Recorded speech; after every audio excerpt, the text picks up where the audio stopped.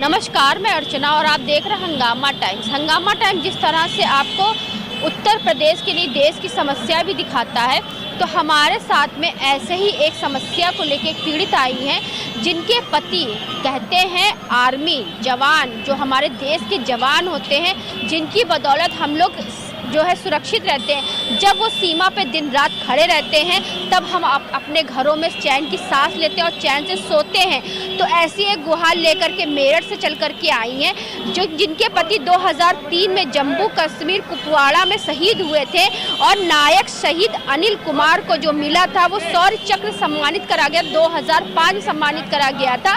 सरकार के द्वारा इनको कुछ जो है वादे करे गए थे कि जिस तरह से कोई जवान शहीद होता है तो उसके परिवार को कुछ सुविधाएं मिलती हैं, क्योंकि जब एक जवान मरता है तो उसका घर अनाथ हो जाता है। तो उस अनाथ घर के लिए कुछ ना कुछ जीविका के लिए सरकार के द्वारा कुछ वादे करे जाते हैं। जिस तरह प्रधानमंत्री और मुख्यमंत्री कहते हैं हमारे जवान हमारे देश की सांस है, और हमारे जवान जब हमारे देश की सीमा पे खड़े हैं तभी हम सुरक्षित हैं। लेकिन ऐसे ही एक परिवार की पत्नी, बहू और एक शहीद की पत्नी जो है दर बदर भटक रही है, गुहार लगा रही है।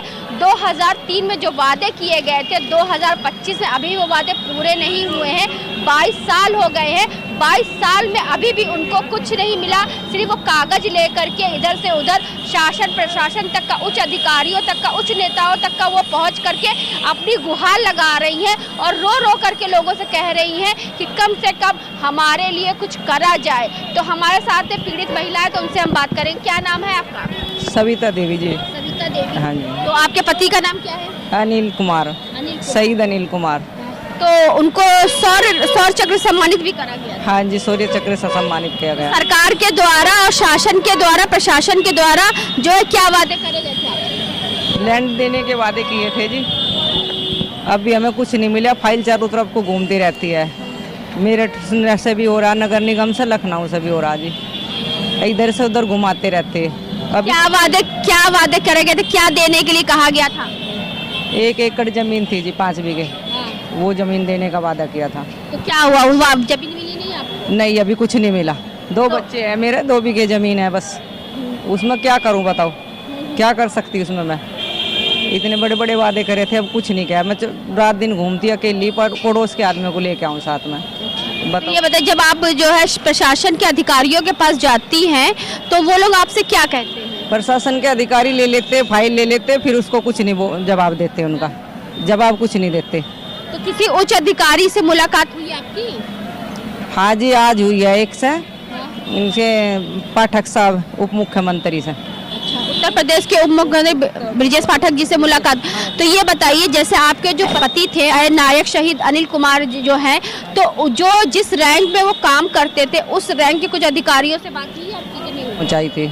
आज की बात बता रहे हैं? पहले पहुँचाई थी। हाँ, कितने साल हो गए? 22 साल हो गए। 22 साल। आज 22 साल। तो ये बताइए, जो देश के मुखिया हैं हमारे प्रधानमंत्री नरेंद्र मोदी, और जो उत्तर प्रदेश के मुखिया हैं आपका योगी आदित्यनाथ, तो उनसे क्या गुहार लगाना? मैं उनसे यही गुहार लगाना चाहती हूँ, माननीय मुख्यमंत्री जी, मेरी जो समस्या है उसको हल करने की कोशिश करो।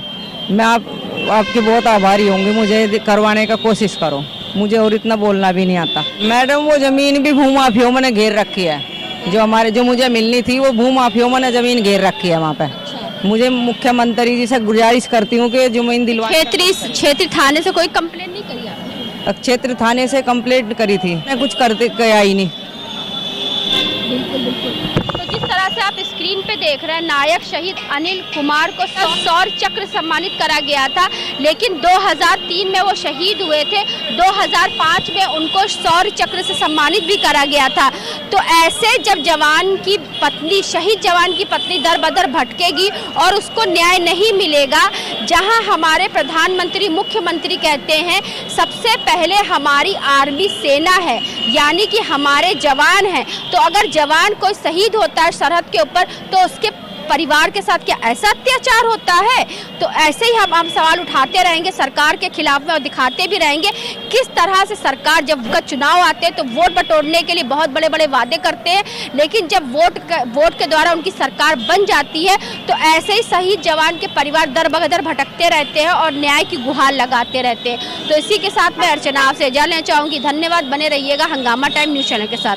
हंगामा टाइम्स की तमाम खबरों को देखने के लिए हंगामा टाइम्स को सब्सक्राइब कर लीजिए और बेल आइकन दबा लीजिए। अगर आपको ये वीडियो अच्छा लगा हो तो लाइक बटन प्रेस कर अपनी प्रतिक्रिया हमारे कमेंट बॉक्स में देना मत भूलें।